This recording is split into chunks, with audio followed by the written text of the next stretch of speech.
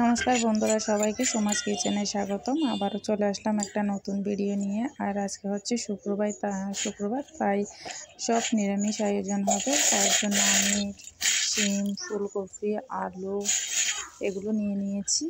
এই যে ডাটাও নিয়েছি, ফুলকপির ডাটা। আমি ফুলকপিগুলো মিডিয়াম সাইজ করে কেটে নিচ্ছি, কারণ ফুলকপি দিয়ে আলু দিয়ে বড়ি দিয়ে রান্না করব। সব কিছু রান্না হয়ে গেছে। সাইকেলের নাম কি?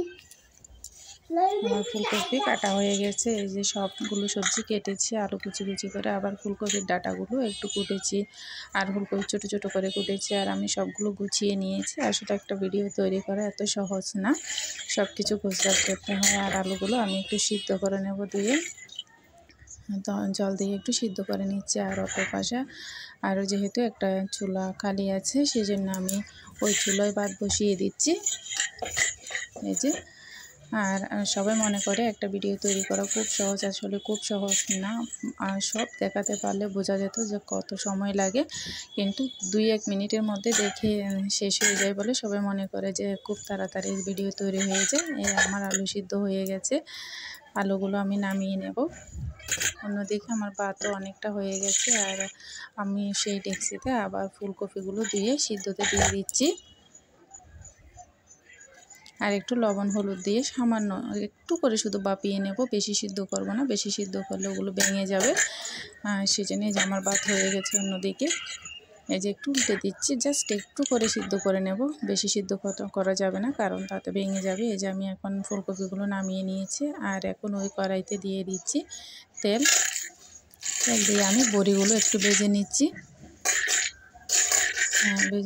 আর আমার ভিডিওটা যদি ভালো লেগে থাকে অবশ্যই লাইক কমেন্ট করবেন। বড়ি তুলে নিয়েছি আর এখন তেল দিয়ে দেব। আসলে অনেকে বলতে পারে তেলগুলো একটু সামান্য লাগতেছে, কালো লাগতেছে, আসলে একটু বাজের তেল ছিল। আর আমি এখন দিয়ে দিলাম আদা বাটা। আর এই তরকারিটা কিন্তু খুবই সুস্বাদু হয়। আমার হাজব্যান্ড বললো যে আজকে ফুলকপি আর আলু দিয়ে সয়াবিন দিয়ে রান্না করবে। আজকে আমি আসলে প্রথমেই রান্না করতেছি। তারপর দিয়ে দিলাম মরিচের গুঁড়া, হলুদের গুঁড়া। আমি ধনিয়ার গুঁড়া দিই নাই, কারণ ধনিয়ার গুঁড়া দিলে একটু কালো কালো হয়ে যায়। আর একটু জল দিয়ে ভালো করে কষিয়ে নিচ্ছি। আর এখন লবণ দিয়ে দিচ্ছি। এই যে আমি কষিয়ে নিচ্ছি। এখন ফুলকপিগুলো দিয়ে দিচ্ছি। ফুলকপি দিয়ে আর একটু কষিয়ে নেব।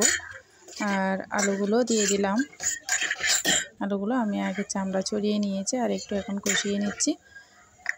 তারপর আমি একটু ঝোল দিয়ে দিলাম, ওটা স্কিপ হয়ে গেছে, কারণ তখন একটা আমার পাশের বাসার দিদি এসেছিল। আমার লজ্জা লাগতেছে আসলে ভিডিও করতে, সেই জন্য করি নাই।